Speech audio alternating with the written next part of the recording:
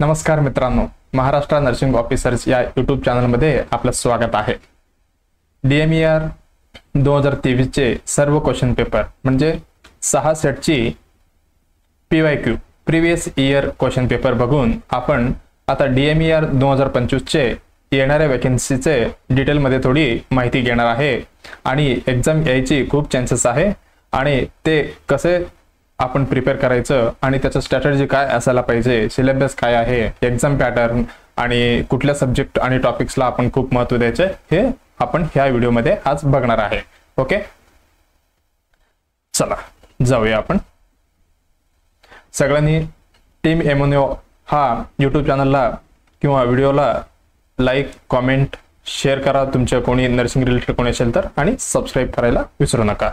Okay, चला पहिल्यांदा आपण DMER ची थोडक्यात माहिती घेऊया। ओके, बघा आपली स्टाफ नर्सेस वॅकन्सी, DMER मधलं स्टाफ नर्सेस वॅकन्सी बद्दल थोडा एज्युकेशन क्वालिफिकेशन बघणार आहे। क्वालिफिकेशन काय काय पाहिजे बघा।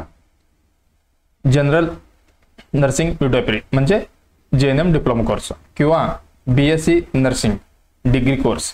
ओके, काय म्हटले बघा नंतर, approved by the government of Maharashtra and also the about diploma or degree course passed from the institutions recognized by any other state government but applicant should have domicile of Maharashtra state म्हणजे JNM किंवा BSc nursing असायला पाहिजे जे कुठल्या पण state मध्ये complete झाला असले तरी पण चालेल।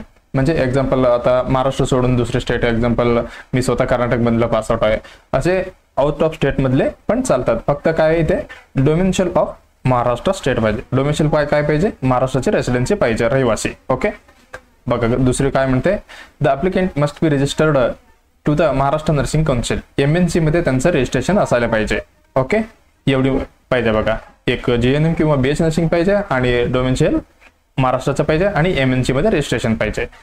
बघा एज लिमिट काय आहे, 18 ते 38 आणि हे एज मध्ये पुढे आपल्याला OBC असो आणि SC ST आणि इतर जे वेगळी कास्ट आहेत त्यांना रिलॅक्सेशन पण भेटते। ओके, बघा DMER स्टाफ नर्सची एक्झाम पॅटर्न कसे असते आपण बघूया। ओके, टायमिंग किती दिलेलं आहे आपल्याला, 90 मिनिट टायमिंग असते एक्झाम साठी। ओके, कुठले कुठले सब्जेक्ट येणार आहे बघा, मराठी आहे, इंग्लिश आहे, GK आहे, रिझनिंग आहे आणि ऍप्टिट्यूड टेस्ट आहे। त्याच्यासोबत सब्जेक्ट रिलेटेड म्हणजे आपलं नर्सिंगचा सिलेबस किती आहे बघा। मराठीचे किती झाले, 15 क्वेश्चन येणार आहे म्हणजे 30 मार्काला, म्हणजे एक क्वेश्चनला 2 मार्क असे। ओके, इंग्लिश 15 ची आणि GK हे सगळे मिळून किती आहे, 30 मार्क आहे। आणि आपलं फक्त नर्सिंग किती आहे, फक्त नर्सिंगला 40 मार्कच आहे। ओके, थोडा वेटेज नॉन नर्सिंगचं जास्त आहे DMER मध्ये। ओके, चला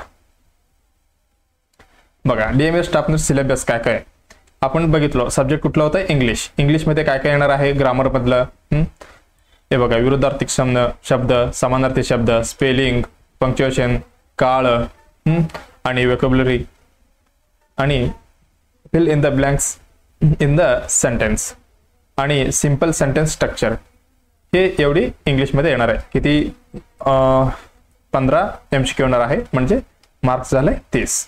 ओके, आणि दुसरा सब्जेक्ट मराठी। मराठी मधले काय येणार आहे बघा, मराठी मधलं व्याकरण मधले कुठलं, वाक्यरचना, शब्दार्थ, प्रयोग, समानार्थी शब्द आणि विरुद्धार्थी शब्द हे येणार आहे। आणि भाषा सौंदर्य मधले उपमा, अलंकार, म्हणी व वाक्यप्रचार याचा अर्थ आणि वाक्यात उपयोग, सर्वसामान्य शब्दसंग्रह इत्यादी। ओके, आणि प्रसिद्ध पुस्तके आणि लेखक हे पण येते। ओके, आणि जोडा लावा हे पण येते, योग्य जोडा लावा। बघा नेक्स्ट मराठी इंग्लिश झालं, आता आपल्याला तिसरा आहे GK general knowledge. General knowledge मध्ये काय काय येते, करंट अफेअर्स, इंडियाचं पण आणि महाराष्ट्र पण, भारत आणि महाराष्ट्राचं। ओके, आणि इंडियन हिस्ट्री, इतिहास पण येणार आहे आणि जिओग्राफी, भूगोल पण येणार आहे, भारत संविधान। Okay, general science, sports and culture हे बघा, RTI पण येणार आहे, right to information, RTI 2005। Okay, हे पण थोडक्यात आपल्याला क्वेश्चन येणार आहे. Information and technology related to basic knowledge. नाव काय? Section name logical ability. हे बघा एवढी झालं आपलं जनरल नॉलेजची. किती टोटल किती येणार आहे जनरल नॉलेजचे आणि ॲप्टिट्यूड टेस्टचे सगळे मिळून 30 क्वेश्चन येणार आहे. ओके बघा ॲप्टिट्यूड टेस्टमध्ये काय काय येते बघा. बेसिक अर्थमेटिक नॉलेज म्हणजे आपलं मॅथ्स झालं. ओके सॉरी हे जिओमेट्री झालं. इथे आहे बघा मॅथमॅटिक्स. मॅथमॅटिक्स काय येणार आहे? Numeric, algebra, geometry, statistics. Okay आणि तिसरा आहे जनरल सायन्स म्हणजे फिजिक्स, केमिस्ट्री, बायोलॉजी आणि environmental science. Okay PCMB. MP बी नाही आहे. बी बद्दल काय? Environmental science. ओके हे झालं ॲप्टिट्यूड टेस्ट आहे. General knowledge and aptitude test. Okay किती होतं? 30 मार्काचे म्हणजे 30 क्वेश्चन येणार. किती मार्कासाठी? 60 मार्कासाठी. ओके आता आले आपलं नर्सिंग रिलेटेड नॉलेज म्हणजे स्टाफ नर्सेसची नर्सिंगची थिअरी म्हणजे nursing syllabus. Okay nursing syllabus मधले कुठले कुठले बघा. Anatomy and physiology, microbiology, sociology, foundation, first aid, personal hygiene, MSN, community म्हणजे कम्युनिकेबल डिसीजेस, ENT, ऑन्कोलॉजी आणि स्किन, मेंटल हेल्थ आणि psychiatric nursing, community health nursing, computer education. हे पण आपण PYQ मध्ये बघितलेले 2-3 क्वेश्चन आले होते कॉम्प्युटरचा पण आपल्या नर्सिंग मध्येच. ओके चौथा काय? OBG midwifery and gynaecology nursing. हे बघा CHN फर्स्ट आणि CHN 2 असे डिवाइडेड केलेलं. ओके आणि लास्ट आहे पीडियाट्रिक नर्सिंग. हे बघा आपला DMARचा सिलेबस झालं. ओके DMAR सिलेबस परत एकदा थोडक्यात बघूया आपण. बघा मराठी, इंग्लिश आणि GK, रिजनिंग, ॲप्टिट्यूड टेस्ट आणि आपलं नर्सिंगचे 40 क्वेश्चन आणि बाकीचे 60 क्वेश्चन. ओके आपण जस्ट आता पाहिलेलं आहे. ओके हे सगळे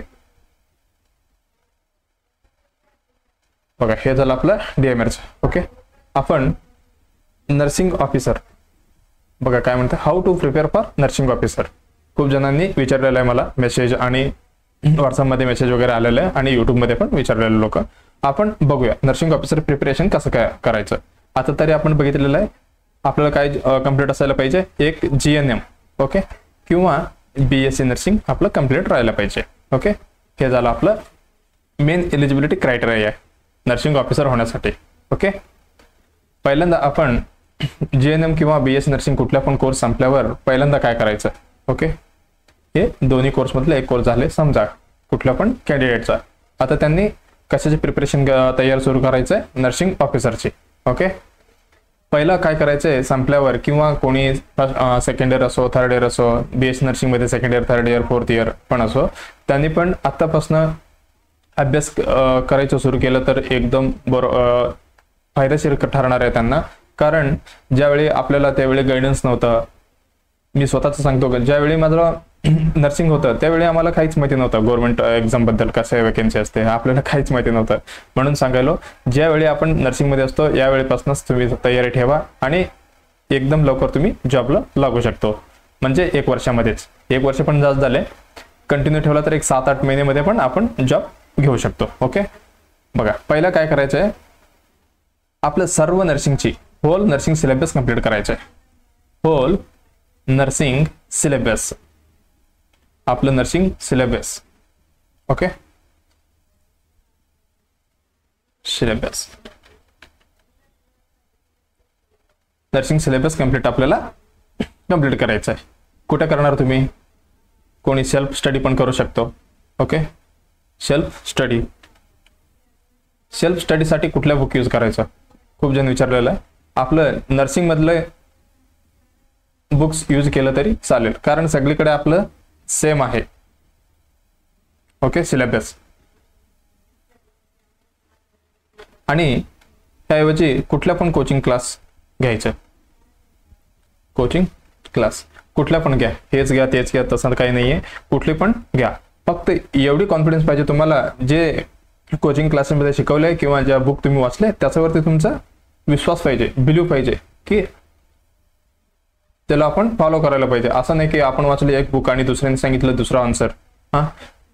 ज्याच्याकडे लवकर नाही जायचं. बिलीव्ह नाही करायचं. ओके जे आपलं आपण वाचलेलं आहे किंवा जे कोचिंगमध्ये आपण क्लास घेतोय ते त्यांच्यावरती बिलीव्ह करायचं आणि फक्त त्यांच्याच सिलेबसमध्ये हे एक पॉईंट आहे का, सिलेबस ज्यावेळी आपण करतो वाचतो फक्त एकच जो सोर्स आहे एकच सोर्स यूज करा सिलेबससाठी.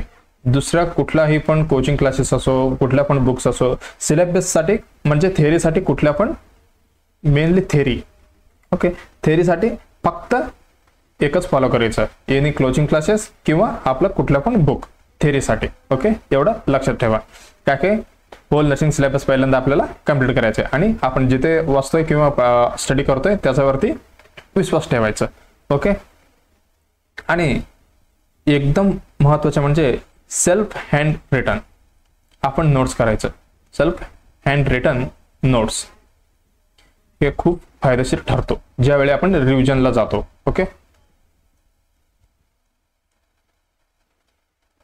हे खूप फायदेशीर ठरणार आहे. ओके, हे झालं नर्सिंग सिलेबस आपल्याला कंप्लीट करायचं आहे आणि self written hand written notes बनवायचं आहे आपल्याला. त्याच्यानंतर काय करायचं बघा, त्याच्यानंतर डेली आपल्याला मिनिमम म्हणतो, मॅक्झिमम नाही, मिनिमम 100 MCQ तरी सॉल्व करायला पाहिजे आपण. कशासाठी? नर्सिंग ऑफिसर होण्यासाठी. ओके, मिनिमम किती? 100 MCQ टेस्ट. आपण टेस्ट आता म्हणतील कुठले टेस्ट घ्यायचं तसले बघा. सिलेबस मी आता म्हटलं थेअरीसाठी फक्त एक बुक, MCQ साठी तुम्ही कुठल्या पण बुक आणि टेस्ट सिरीज असो काही पण सोर्स यूज करू शकतो. फक्त थेअरीसाठी एकच फॉलो करायचं. एक्झाम्पल आता MCQ साठी खूप बुक्स आहेत. ओके, PR यादव असो, टार्गेट हाय असो, मिशन हाय असो, मिशन परिचारक असो, हे खूप आपल्याला सोर्स आहे. ओके, आपण कुठली पण यूज करू शकतो टेस्टसाठी, फक्त मॉक टेस्टसाठी. ओके, हे टेस्ट आपण बुक घेतल्यावर कसं तयार करायचं एक सांगतो. आपण 100 MCQ सिलेक्ट करायचा. हा बाबा पेज नंबर किंवा MCQ 200 पासून मला 300 पर्यंत एवढी सॉल्व करायचे किंवा पहिले ते 100 पर्यंत सॉल्व करायचं आहे. आपलं एक रफ पेज मध्ये असे नंबरिंग करून घ्यायचे 1 2 3 4 5 6 7 असे, आणि परत इकडे 11 21 31 असे करून असे बघा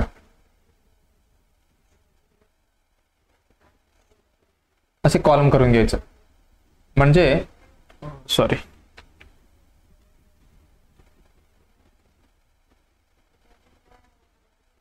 आपल्याला इझी होणार आहे.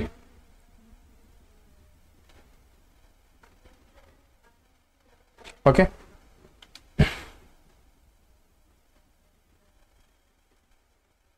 बघा आता समजा पहिल्या MCQचं उत्तर ए आहे, दुसऱ्याचं B आहे, तिसऱ्याचं A आहे. ओके, असे आपल्याला एक MCQ सॉल्व करून घ्यायचं. असं नाही करायचं. आता एक्झाम्पल PR यादव सगळी जण मॅक्झिमम रेफर करतात. कसे दिलेले आहे त्याच्यामध्ये प्रश्न दिलेला आहे, खाली उत्तर दिलं. आपलं लक्ष तिकडे झालं नको पाहिजे किंवा आपण ते बंद करून ठेवायला पाहिजे. म्हणजे डायरेक्ट आपल्याला उत्तर ज्यावेळी आपण क्वेश्चन सॉल्व करतो डायरेक्ट आपण उत्तर भेटल्यावर आपण तेवढी विचार नाही करत त्या क्वेश्चन बद्दल. म्हणून मी म्हणतो ते आपण बंद करायचं. असे एक रफ पेज मध्ये लिहून घ्यायचं आपलं उत्तर. ज्यावेळी आपलं टेस्ट संपते म्हणजे 100 क्वेश्चन होते ते पण टायमिंग लावून करायचं आपण. ओके, ज्यावेळी संपते त्यावेळी परत आपण अनालिसिस करायचा. हा बाबा किती प्रश्न आपलं बरोबर आहे आणि किती चुकलेला आहे. ओके, किती द्यायचं आपल्याला? Daily minimum 100 MCQ. ओके, हे झालं. आणि त्याच्यानंतर आपण निगेटिव्ह मार्किंग यूज करायचं बरं का. हे पण खूप फायदेशीर ठरतो. हे आपण बघा कशाचे प्रिपरेशन करायला आपण नर्सिंग ऑफिसरचे. ओके, फक्त DMRचं नाही आहे, आपण स्टेटचं पण सेंट्रलचं पण दोन्हीचं मिळून बघतोय आपण कसे प्रिपरेशन राहायला पाहिजे आपलं. ओके, निगेटिव्ह मार्किंग यूज करायचं 1/3, कारण मॅक्झिमम सेंट्रल गव्हर्नमेंटमध्ये 1/3च आहे. म्हणजे तुम्हाला DMR अभ्यास करता करता सेंट्रलचं पण टार्गेट करायचं आहे. असं नाही की बाबा DMR येतोय फक्त मी DMR साठीच आहे असं नाही आहे. आता समजा वेकेन्सी तर येणार आहे, नाही आलं तर काय करायचं? आपलं दुसरं गोल पण म्हणजे प्लॅन B पण असायला पाहिजे. ओके, हे झालं. निगेटिव्ह मार्किंग किती ठेवायचं? 1/3चं. आणि प्रत्येक टेस्टमध्ये फाइंड युअर मिस्टेक. आपलं जे मिस्टेक आपण करतो जे शोधायचं आपण. आता समजा नॉर्मल टेम्परेचर किती आहे? 98.6. आपण कुठलं करेक्ट केलं म्हणजे कुठला मार्क केलं? 94.5. आता समजा एक्झाम्पल सांगतो. एक प्रश्न आहे, काय विचारलेला आहे, नॉर्मल टेम्परेचर किती आहे. ओके, ए आहे, बी, सी, डी एवढी ऑप्शन दिलेला आहे. ओके, याच्यामध्ये 98.6 आहे, याच्यामध्ये 97.6 आहे, याच्यामध्ये 99.6 आहे, याच्यामध्ये नोट आहे म्हणजे none of the above. Okay, हे सगळं कशामध्ये, हे फॅरनहाइटमध्ये. ओके, आपल्याला उत्तर विचारलेलं आहे. आपण आता समजा मला वाटलं मी विचार करून हे टिक केलो. ओके, ज्यावेळी आपण जे क्वेश्चनला चुकतात, ज्यावेळी आपण ह्याच्याबद्दल विचार करायला पाहिजे की मी हाच MCQ का सिलेक्ट केलो, हे का नाही केलो, हे का नाही केलो आणि हे डी वाला नाही गेलो, म्हणजे हे तिन्ही सोडून ह्यालाच का सिलेक्ट केलो असा विचार करून आपलं मिस्टेक हुडकायचं आहे. ओके,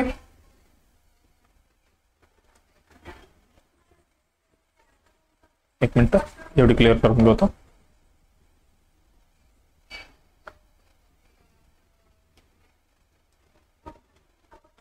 आपल्याला काय फाइंड युअर मिस्टेक, आपला स्वतःचा मिस्टेक हुडकायचा आहे आणि असंच नाही सोडायचं, त्याला इम्प्रूव्ह करायचं आहे. Okay, improve negative marking improve करणे खूप महत्त्वाचं आहे. एक मार्कामुळे किंवा एक क्वेश्चन जरी चुकला तरी आपण 500-700 नंबरने खाली येणार आहे. कुठे, सेंट्रल गव्हर्नमेंटची वेकेन्सीमध्ये, नर्सिंग ऑफिसरची, नॉर्शेड असो किंवा कुठली दुसरी पण ESIC RR मध्ये. ओके, आणि जे आपण चुकतो त्याच्याबद्दल काय करायचं आहे, नोट्स करायचं आहे. त्याला नोट्स फॉर रॉंग MCQ, म्हणजे ज्यावेळी तुम्ही एक्झामला जाणार, ज्यावेळी फक्त एक नजर मारून जायचं. ओके, हे पण बेनिफिट भेटणार आहे तुम्हाला ह्याची पण. ओके, हे झालं. आपण काय काय केलं बाबा, JNM किंवा नर्सिंग संपलंय. ओके, ऑलरेडी संपलेलं आहे. आपण पहिल्यांदा काय केलं, whole nursing syllabus, coaching classes किंवा सेल्फ स्टडीने आपण अभ्यास केलो. अभ्यास केल्यानंतर काय केलं, आपण सेल्फ स्टडी किंवा कोचिंग घेऊन सेल्फ हँड रिटन नोट्स बनवलेला आहे. ओके, त्याच्यानंतर डेली आपण किती 100 MCQ टेस्ट प्रॅक्टिस करणार आहे. डेली किती, मिनिमम 100, आपण 200 पण करू शकतो. म्हणजे ज्यावेळी नर्सिंग संपते आपल्याला टाइम भेटतो, दिवसभर आपण अभ्यास करण्यासाठीच असतो ना. मॉर्निंग 100, इव्हनिंग रात्री 100 केलं तरी 200 मार्काने पण चेंजेस होऊ शकते. ओके, निगेटिव्ह किती यूज करायचा आहे, 1/3 यूज करायचा आहे, कारण मॅक्झिमम कडे सगळीकडे हेच चालतंय. ओके, आणि फाइंड युअर मिस्टेक, आपलं मिस्टेक काय हुडकायचं आहे आणि त्याच्यामध्ये निगेटिव्ह इम्प्रूव्ह करायचं आहे आणि जे आपण MCQ चुकलेलं आहे त्याची नोट्स बनवायचा आहे. ओके, इथंपर्यंत झालं आपला. ओके, काय झालं, सिलेबस आपला संपला, म्हणजे सिलेबस आम्ही कंप्लीट केलो. ओके, ह्याच्या नंतर काय करायचं आहे, याची नंतर आपण नोट्स बनवलेला आहे त्याची रिव्हिजन करायचं. कंटिन्यू रिव्हिजन असायला पाहिजे. रिव्हिजन अँड रिव्हिजन नंतर परत रिव्हिजन करायचं. ओके, रिव्हिजन नंतर रिव्हिजन, कारण आपलं ब्रेन असं असते, आपण कुठल्या पण एक गोष्टी घ्या, ज्यावेळी तुम्ही पहिल्यांदा फाउंडेशन वाचते, किती दिवस वाचले बाबा, एक तुम्हाला 7 दिवस लागले. ओके, त्याच्यानंतर काय वाचणार आहे, कम्युनिटी हेल्थ घेतला, त्याला किती दिवस लागणार आहे, समजा 8 दिवस लागले. त्याच्यानंतर काय वाचणार, OBG, परत तुम्हाला इथे 4 दिवस लागले समजा, फाउंडेशनचं सगळं तुम्ही विसरून जाणार. म्हणून रिव्हिजन हे खूप महत्त्वाचं आहे. ज्यात आपण किती वेळा रिव्हिजन करतो जेवढं आपलं लक्षात राहणार आहे. ओके, रिव्हिजन कसं करायचं आहे, विथ मॉक टेस्ट. असं नाही की फक्त आपण रिव्हिजनच करतो सगळे मॉक टेस्ट सोडून, मॉक टेस्ट कधी सोडायचंच नाही. ओके, हे झालं आपलं. ओके, काही सोडायचं म्हणजे काय, कन्सिस्टन्सी, एक वर्ड तुम्ही कुठे पण लिहून ठेवा, हे खूप महत्त्वाचे वर्ड आहे. ओके, कन्सिस्टन्सी पाहिजे बघा, आपल्याला जॉब भेटेपर्यंत मी अभ्यास करतच राहणार. ओके, म्हणजे गॅप नाही सोडणार, नो गॅप इन स्टडी. आणि ज्यावेळी तुम्हाला आपण 24 तास तर अभ्यास करणार नाहीये आणि अभ्यास करून करून सगळ्यांना कंटाळ येणार आहे. असं नाही की बाबा मी 24 तासमध्ये अर्धा तास झोपतो बाकीचा अभ्यास करतो, असं नाहीये. ज्यावेळी आपल्याला मूड ऑफ होते, म्हणजे मन नाही राहत, त्यावेळी आपण काय करायचं, ग्रुप डिस्कशनमध्ये सामील व्हायचं. कुठली ग्रुप, तुमचा मित्रमैत्रिणी कोण असेल नर्सिंग तुमच्यासोबत स्टडी करणार, त्यांच्यासोबत गप्पा मारायचा. असल्या गप्पा नाही मारायचं की बाहेरचं, आपल्या स्टडी सोबत रॅशनली कसे येते असं असं डिस्कशन करायचं. नाहीतर आपलं सगळ्यांना माहिती आहे आपलं व्हॉट्सअप ग्रुप असतो, त्याच्यामध्ये आपण MCQ सेशन घेतो. हां, कुठले आपलं MNO मध्ये, व्हॉट्सअप ग्रुपमध्ये आणि टेलिग्राम ग्रुपमध्ये डेली आपण MCQ प्रॅक्टिस करतो. तिकडे पण लक्ष द्यायचं की नवीन क्वेश्चन पण भेटेल तुम्हाला. ओके, म्हणजे कळेल तुम्हाला ह्याची रॅशनल कसं आहे बाबा, मी वाचलेलं काय आहे, ह्याच्यामध्ये काय डिफरन्स आहे, हे पण भेटते आपल्याला. ओके, हे झालं. आणि ज्यावेळी तुमचं नर्सिंग संपते, जेव्हापासनं म्हणजे जे इथं नर्सिंग संपलेलं आहे तुमचं, हा पिरियडपासनं नोकरी लागेपर्यंत तुम्हाला खूप टेन्शन असणार आहे आणि स्ट्रेस असणार आहे. सगळ्यांना असणारच आहे. तरी पण आपल्याला जेवढं होते तेवढे कूल राहायचं आहे. ओके, कूल राहायचं आहे आणि काम राहायचं आहे, म्हणजे शांत राहायचं आहे. ओके, आपण स्ट्रेसमध्ये गेलो तर परत सगळे विसरून जातो. ज्यावेळी आपण, आता मी सांगितलं तुम्हाला मिनिमम किती 100 मार्काचे आपल्याला स्वतःचं टेस्ट द्यायचं आहे. तुम्ही एकदम फ्रीली देणार आणि मॅक्झिमम मार्क्स येणार तुम्हाला. कधी? ज्यावेळी आपण घरी बसून MCQ टेस्ट देतो. तेच आपण एक्झाम हॉलमध्ये गेल्यावर स्ट्रेस असतो तिथे बघा, तिथलं आणि इथलं खूप व्हेरिएशन असते.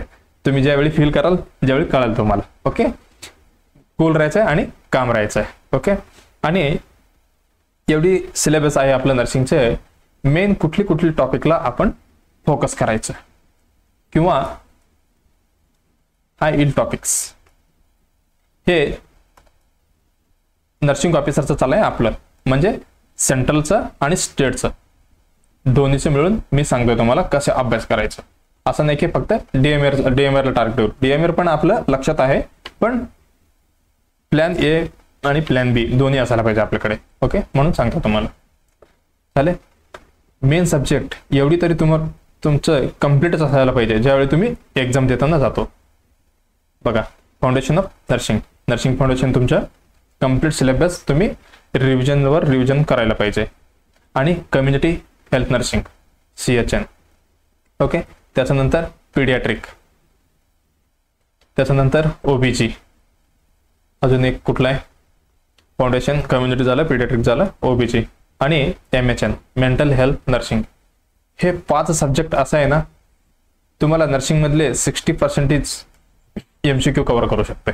ओके, एक 40 ते 60 असे पकडा. ओके, एवढी MCQ कव्हर करू शकते. हे 5 सब्जेक्ट एवढी महत्वाचे सब्जेक्ट आहेत. हे आपण कम्प्लीट करायलाच पाहिजे आणि रिव्हिजन आपण करायला पाहिजे. ओके, हे झालं आपला हाय टॉपिक म्हणतो बघा, सब्जेक्ट. ओके, ते सब्जेक्ट आहे. DMRचं टॉपिक पुढे आहेत जे खूप वेळा विचारलेला आहे. ओके, हे झालं 5 सब्जेक्ट. हे मी म्हणतो तुम्ही एका साईडला लिहून घ्या. हे 5 सब्जेक्ट हे आपण रिव्हिजन करायलाच पाहिजे. आणि कसे असंच नाही आहे की मी रट्टा मारलो बाबा, कॉन्सेप्ट क्लिअर असायला पाहिजे. ज्यावेळी तुमचा कॉन्सेप्ट क्लिअर असतो, ज्यावेळी कुठला पण क्वेश्चन म्हणजे कुठल्या पण एक्झामिनर असतो, तुम्हाला कसे पण क्वेश्चन विचारू द्या, तुम्ही डायरेक्ट त्यांना उत्तर देणारच आहे ज्यावेळी तुम्हाला कॉन्सेप्ट क्लिअर असतो. ओके, बघा आपलं झालं आतापर्यंत कशाची, nursing officer. Okay, nursing officer in central government असो किंवा स्टेट गव्हर्नमेंटमध्ये, किंवा कुठली एक्झाम आहे आता आपलं नॉर्सेट 9 पण चालू आहे. ऍप्लिकेशन भरा, कोणाला भरायचं आहे. आणि RRB पण आलेलं आहे, ESIC आहे. ओके, स्टेटपेक्षा जास्त पगार आहे याच्याकडे. ओके, चला बघा, स्ट्रॅटेजी टू क्रॅक DMAR 2025. आता म्हणतील तुम्ही DMAR 2025 येणार आहे का नक्की? बघा, बाय सोर्स सगळीकडे आहे न्यूज. किती दिवसात येणार आहे? 6 महिन्यात DMAR वेकन्सी येण्याची चान्सेस आहे. मग असं करणार का तुम्ही? ॲडव्हर्टाइजमेंट येईपर्यंत थांबायचं, ज्यावेळी अभ्यास सुरू करायचा. त्यांनी किती दिवस देतील तुम्हाला? देऊन खूप झाला तर 30 दिवस देणार आहे टाइम. 30 दिवसामध्ये आपलं सगळे सिलेबस कंप्लीट होणार आहे का? आपलं नर्सिंगचाच डिगभर सिलेबस आहे. बरं, त्याच्यासोबत किती येते DMAR मध्ये काय आपण आता जस्ट बघितलं सिलेबसचे एक्झाम पॅटर्न कसं आहे, 60/40 आहे. म्हणजे 60 कसल्या? नॉन नर्सिंगची आणि 40 आपलं नर्सिंगचे. ओके, बघा आपलं 40 मार्क आहे एवढं डिगभर सिलेबस असून सुद्धा, आणि आपल्याला परत काय कव्हर करायचं आहे? हा 60 मार्काचे नॉन नर्सिंग बुक कव्हर करायचं आहे. आपल्याला जमणार आहे का 30 दिवसात? नाही. म्हणून मी आतापासून सांगतो, ज्यावेळी तुम्ही आत्तापासून सुरुवात म्हणजे केलं नसेल तर मला वाटते खूप जणांनी सुरुवात केलेलंच आहे, आणि जे नाही केले आजपासून सुरुवात करा, कारण एक्झाम कधी पण येऊ द्या, आपण कधी पण कसं असायला पाहिजे, रेडीमध्ये असायला पाहिजे, रेडीमध्ये. आज आलं तर नोटिफिकेशन आज येऊ द्या, उद्या आलं तर उद्या येऊ द्या, आपल्याला काही संबंध नाही, आपलं प्रिपरेशन रेडी पाहिजे, आणि ज्यावेळी एक्झाम येतील त्यावेळी आपण इझिली क्रॅक करू शकतो. ओके, बघा एक्झाम पॅटर्न काय आपला 60 आणि 40. ओके, एवढे क्वेश्चन झाले.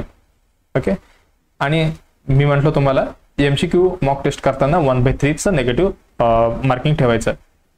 हे कंटिन्यू तुम्ही DMAचा अभ्यास करत असलं तरी पण निगेटिव्हचं ते फॉलो करत जावा, म्हणजे तुम्हाला पुढलं म्हणजे आपलं सेंट्रलचं असो दुसऱ्या एक्झामसाठी पण मदत होणार आहे. खरं तर आपल्यामध्ये नेगेटिव्ह मार्किंग नाही आहे आपल्या स्टेट गव्हर्नमेंटमध्ये. Okay, no negative marking in state government. पण जे आपण तुम्ही फॉलो केलं 1/3ची ते तुम्हाला सेंट्रल गव्हर्नमेंट एक्झाममध्ये फायदेशीर ठरणार आहे. Okay, no negative marking in DMAR पण असं आणि DHS मध्ये पण, हे दोन्हीमध्ये काय नाहीये, नेगेटिव्ह मार्किंग नाहीये. आपण सगळी MCQ अटेम्प्ट करू शकतो. ओके, म्हणजे मॅक्झिमम अटेम्प्ट करू शकतो, सगळे अटेम्प्ट करायचं, कारण नेगेटिव्ह नाहीये. ओके, एवढे झालं. स्ट्रॅटर्जी काय असायला पाहिजे बघा, काय आहे 60-40, म्हणजे आपल्याला प्रियोरिटी जास्त द्यायला पाहिजे. ज्यांना फक्त DMAR स्टाफ नर्स व्हायचं आहे त्यांनी काय करायचं, मेन फोकस नॉन नर्सिंगला असायला पाहिजे, कारण आपण डेली बघा 3 वर्ष किंवा 4 वर्षाचा आपण कोर्स केलेला आहे, आणि आपण नर्सिंगला फॅमिलियर आहे, नर्सिंग क्वेश्चन्सला. ओके, नर्सिंग MCQला आपण फॅमिलियर आहे. कसं आहे म्हणजे ओळखतो आपण, इझी वाटते आपल्याला. जे नॉन नर्सिंग आहे कधी सोडलेलं आपण 12वी नंतर, किंवा कोणी लोक कुठलं असलं पण आपलं हे असतात कॅन्डिडेट ज्यांनी 12वीला पण मॅथ्स घेतलेले नसतात, असं लोकांना मॅथ्स हे रिजनिंग वगैरे टफ जाणार आहे. म्हणून मी म्हणतो आपलं प्रियोरिटी नॉन नर्सिंगला द्यायला पाहिजे.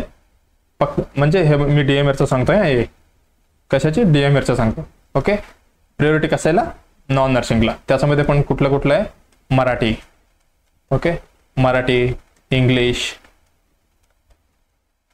बघा मराठीला 15 क्वेश्चन येणार आहे, इंग्लिशला 15, GK, रिजनिंग, मॅथ्स आता आपण बघितलेलं आहे. ओके, हे सगळं मिळून किती आहे 30 मार्क, म्हणजे 30 क्वेश्चन, 15-15 30 60 होणार आहे, म्हणजे 120 मार्क इथेच आले बघ.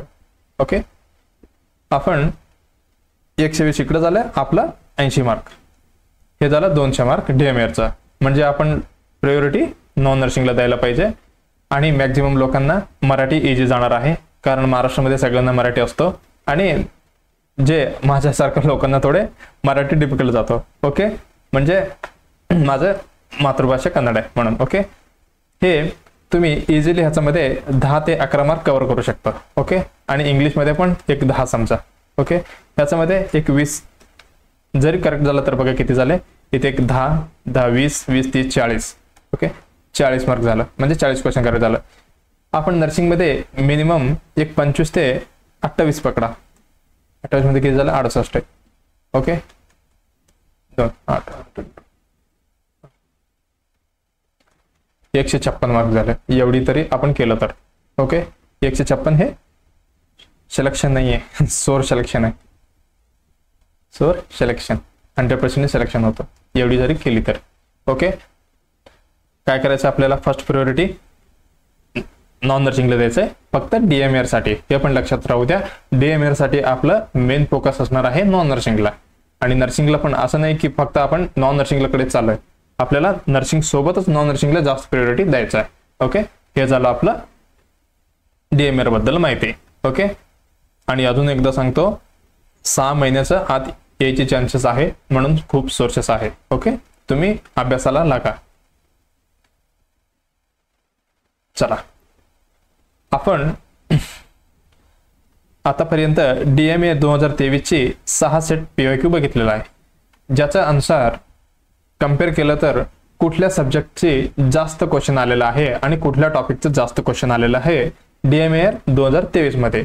म्हणजे आता बघा, कोणी घेतले एक्झाम, आपलं TCS वाल्याने घेतले. आता 2025 मध्ये आलं तर कोण घेणार आहे, त्यांनीच घेणार आहे. ओके, म्हणून त्यांचं स्ट्रॅटेजी बघा, म्हणजे कुठल्या सब्जेक्टला जास्त प्रायोरिटी दिलेली आहे, आपण त्याच्या अनुसार आपला प्रिपरेशन ठेवायचं आहे. ओके, बघा DMAR 2023चे आपण सगळे MCQ सॉल्व्ह केलेलं आहे, PYQ त्याच्यामधलं अनालिसिस करून मी हे स्वतः तयार केलेलं आहे. बघा, फाउंडेशन, नर्सिंग फाउंडेशन मधले आता समजा कितीचा होता आपला 40 मार्काचा क्वेश्चन्स होता एक पेपरमध्ये. त्याच्यामध्ये 13% कुठले आले, फाउंडेशनची मॅक्झिमम. बघा 13% आले 40 मार्क मध्ये. म्हणजे एक्सपेक्टेड MCQ किती, इथे इझिली समजेल तुम्हाला. इथे हे 40 इकडे लक्ष, हे 40 मार्क. ओके, 40 मार्कचे क्वेश्चन होत आहे. त्याच्यामध्ये 5 क्वेश्चन कुठले आलते, फाउंडेशनचे. आणि OBGचे किती, 5 क्वेश्चन. आणि सायकॅट्रिकचे म्हणजे मेंटल हेल्थ नर्सिंगचे 4 क्वेश्चन, पिडियाट्रिकचे 4 क्वेश्चन. मॅक्झिमम क्वेश्चन कुठून आले बघा, CHN कम्युनिटी हेल्थ नर्सिंग मधलं एका एक्झाम मध्ये. म्हणजे हे एक्सपेक्टेड आहे, एव्हरेज आहे, असं नाही की 8च आले एक क्वेश्चन मध्ये, असं नाही, एव्हरेज आहे. हे 6 पेपर मधलं अनालिसिस म्हणून काढलेलं आहे. 8 क्वेश्चन मॅक्झिमम कुठले आले, कम्युनिटी हेल्थ नर्सिंगचे खूप क्वेश्चन्स आलेले आहेत. त्याच्यामध्ये सगळं आपलं DMR मध्ये. ओके, आणि हे बघा MSNचे आहे, सेल अँड टिश्यू मधलं 1 क्वेश्चन, हेमॅटॉलॉजी मधलं 2 क्वेश्चन आणि कार्डिओव्हास्क्युलर मधलं 2 क्वेश्चन. हे पण थोडं इम्पॉर्टंट टॉपिक आहे. आणि ENT मधलं 1, एंडोक्राइन मधलं 1, CNS मधलं 1, CNS म्हणजे सेंट्रल नर्वस सिस्टम, आणि GIT सिस्टम, रेस्पिरेटरी आणि मस्क्युलोस्केलेटल मधला पण 2 क्वेश्चन आलेला आहे. आणि ऑन्कोलॉजीचे 1, रेनल सिस्टमचे 1, फार्मकोलॉजीचे 1, मायक्रोबायोलॉजीचे आणि सोशियोलॉजीचं. म्हणजे आपल्या लक्षात आले ह्या चार्ट बघून कुठल्या कुठल्या सब्जेक्ट आणि टॉपिक इम्पॉर्टंट आहेत. ओके, एक मिनिट, कोणाला स्क्रीनशॉट वगैरे घ्यायचं असेल तर घेऊन ठेवा. म्हणजे कुठल्या सब्जेक्ट किंवा टॉपिकला आपल्याला फोकस करायचा आहे इथे समजतात हे एक डायग्राम मध्ये तुम्हाला, म्हणजे हे चार्ट मध्ये. ओके, मी तर तुम्हाला आत्ताच लिहून दिलो. हा फक्त हे कुठले पण एक्झाम घ्या तुम्ही, ही मेन जे 5 टॉपिक आहेत हे मी आता तुम्हाला सांगितलेलं आहे. ह्याचं मधलं क्वेश्चनच मॅक्झिमम तुम्हाला येणार आहे. ओके, कुठल्या फाउंडेशन, OBG, MHN, पिडियाट्रिक आणि आपला कम्युनिटी. ओके, ही आपल्याला रिव्हिजन करायचंच आहे. ओके, आणि त्याच्यासोबत DMR साठी तुम्ही कार्डिओव्हास्क्युलर आणि मस्क्युलोस्केलेटलला पण थोडी फोकस करू शकता, कारण 1 मार्क जास्त आलेला आहे इथे. ओके, चला, हे झालं आपलं DMRचं 6 क्वेश्चन पेपरवरनं अनालिसिस करून मॅक्झिमम क्वेश्चन्स कुठल्या सब्जेक्टवर आलेले आपण बघितलो. ओके, आता नेक्स्ट बघणार आहे फाउंडेशन मधले कुठल्या टॉपिक वरती फोकस केलंय असे.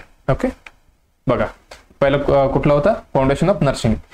त्याच्यामधलं कुठल्या टॉपिक मधले क्वेश्चन्सला त्यांनी जास्त फोकस केलते. बघा, infection control, airway management, drug calculation. हे ड्रग कॅल्क्युलेशन प्रत्येक एक्झाम मध्ये एक येणारच आहे, ते स्टेटचं असो किंवा सेंट्रलचं असो, हे खूप महत्वाचं आहे. Okay, bandaging, patient positioning, assessment scale, patient safety, international patient safety goals. हे 2-3 सगळी एक मला वाटते 2 ह्याच्यामध्ये PYQ मध्ये विचारलेलं आहे.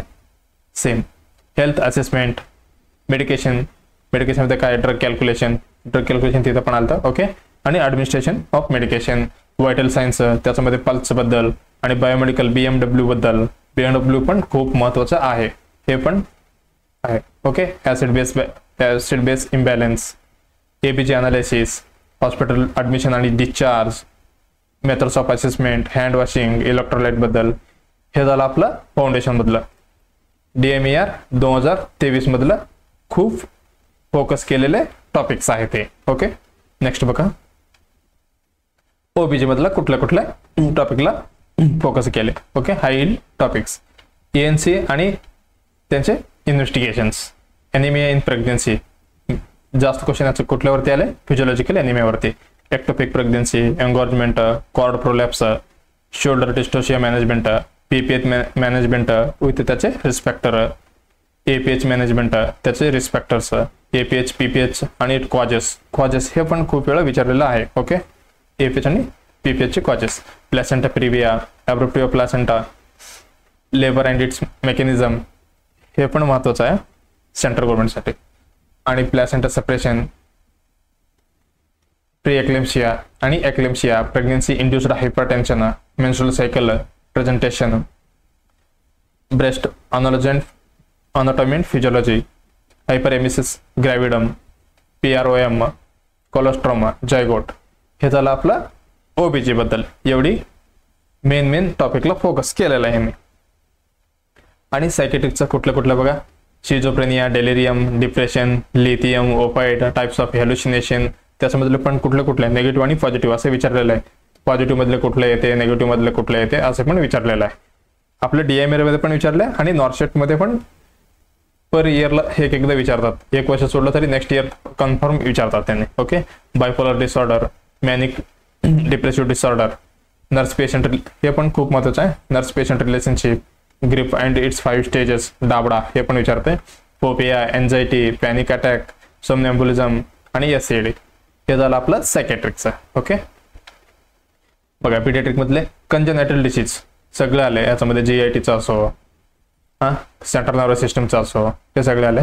त्याच्यामधलं हिस्पॅनिक डिसीज आणि ब्रेस्ट फीडिंग टेक्निक, फीडिंगचे टेक्निक कसे, इंडिकेटर स्टेटस ऑफ माल न्यूट्रिशनची, आणि हे काय इंटिग्रेटेड चाइल्ड डेव्हलपमेंट म्हणजे ICDS. ओके. हे IMCI, सुचर्स, पंटानेले आणि fetal skull, leukemia, physical examination, growth and development हे पण विचारते. डिहायड्रेशन पण खूप महत्वाचं आहे. IMR पण महत्वाचं आहे. LBW आणि मेकोनियम. हे झालं आपलं पीडियाट्रिक मधलं. बघा कम्युनिटी हेल्थ नर्सिंग मधलं DMR 2023 मधलं जास्त क्वेश्चन आलेलं सब्जेक्ट कुठले म्हणल्यावर विचारल्यावर आपल्या लक्षात यायला पाहिजे कम्युनिटी हेल्थ नर्सिंग मधलं मॅक्झिमम क्वेश्चन चालते. ओके. PHCचा पॉप्युलेशन असो, त्याचा प्रायमरी हेल्थ सेंटरची कॉन्सेप्ट, हेल्थ इंडिकेटरचं, कम्युनिकेबल डिसीजचं त्याच्यामध्ये कुठलं चालते, TB, cholera, hepatitis C, dengue, malaria, diphtheria, हे आपण कम्प्लीट मध्ये अभ्यास करून ठेवायला पाहिजे DMR 2025 साठी. MLSP, NRR, MMR, Maslow hierarchy of needs, socio economic indicators, disease determinants, pathogenicity, airborne droplet contact आणि प्रिकॉशन्स कसे पसरते. ओके. आणि कम्युनिकेशन आणि वॅक्सिन्स, RI वॅक्सिन्स मध्ये कुठलं आलं, रुटीन इम्युनायझेशन पण आलं. Okay. Epidemiology, study and design, family planning म्हणजे कॉन्ट्रासेप्शन आहे कॉन्ट्रासेप्टिव्ह, त्याच्यामधलं COCP, level of prevention, food poisoning, health dimensions, continuity care, home visit, ही इम्पॉर्टंट आहे कम्युनिटी DMR साठी.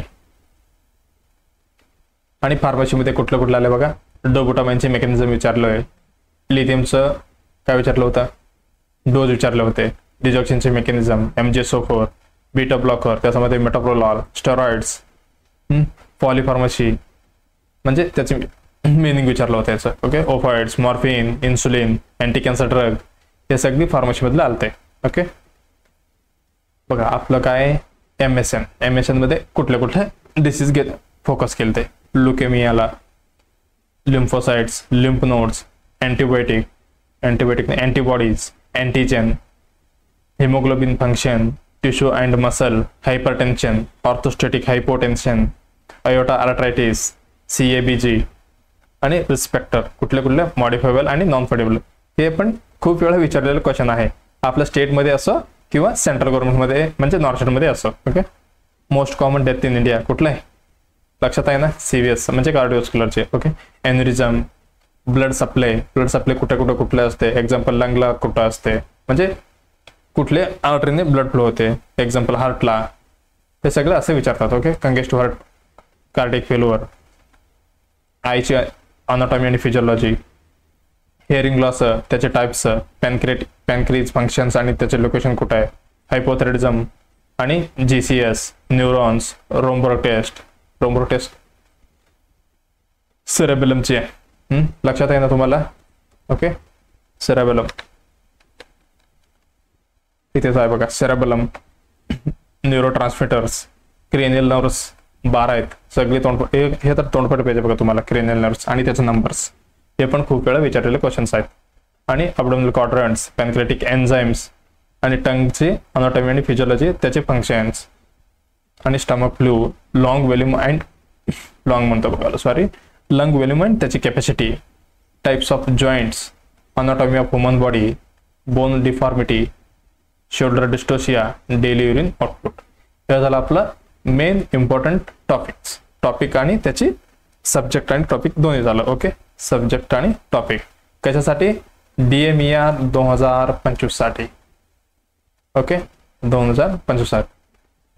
ओके, एकदम आपण शॉर्ट मध्ये जाऊया. आपण काय काय बघितलं? DMER 2025 ची येणारी वेकेन्सीचं क्वालिफिकेशन बघितलं, JNM किंवा BSc नर्सिंग असायला पाहिजे. ओके, एज लिमिट बघितलं आणि एक्झाम पॅटर्न 90 मिनिटाचं, नो निगेटिव्ह मार्किंग. आणि परत आम्ही बघितलं कुठली इंग्लिश आणि मराठीमधले कुठल्या टॉपिक येणार आहे, त्याचे क्वेश्चन्स कुठले येणार आहे, आणि जनरल नॉलेज मधला, ऍप्टिट्यूड टेस्ट मधला, आणि आपलं नर्सिंग सिलेबसचा एकदम सगळीच आहे आपलं, कुठल्या पण मिस नाही झाले.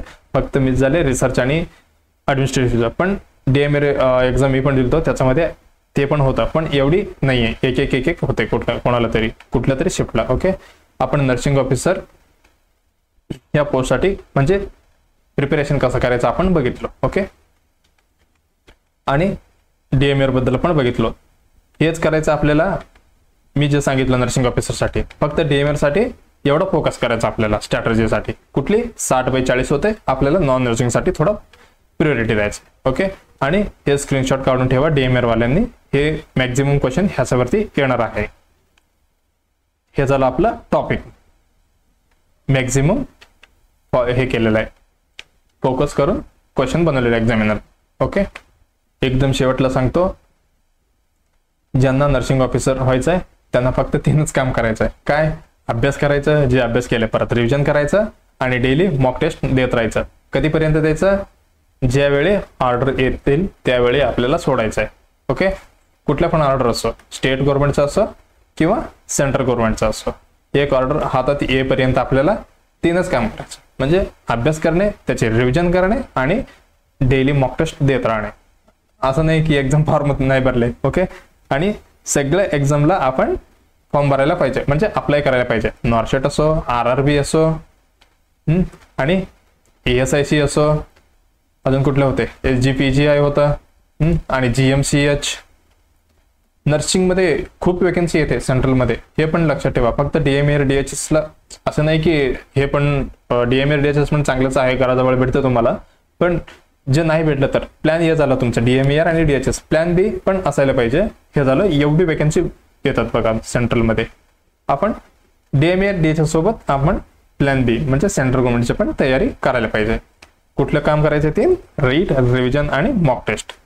ओके, आणि मला एक कॉमेंट मध्ये विचारले होते, DMER ची नॉर्मलायझेशन बद्दल विचारलं होतं, ते कसं असते म्हणून.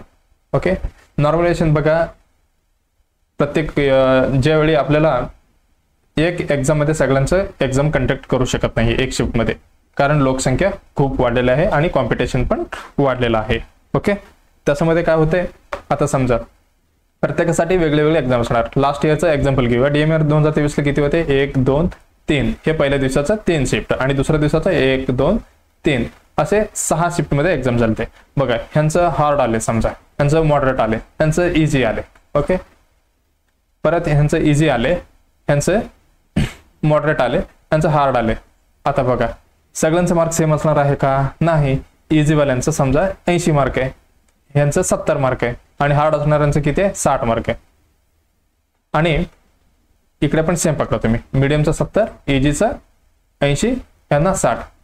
बघा तुम्ही, त्याच्यामध्ये सर्वांना सेम मार्क पडले का? नाही, कारण हार्डवाल्यांना एक्झाम हार्ड गेले ना सगळ्यांना, आणि इझीवाल्यांना जास्त मार्क पडले.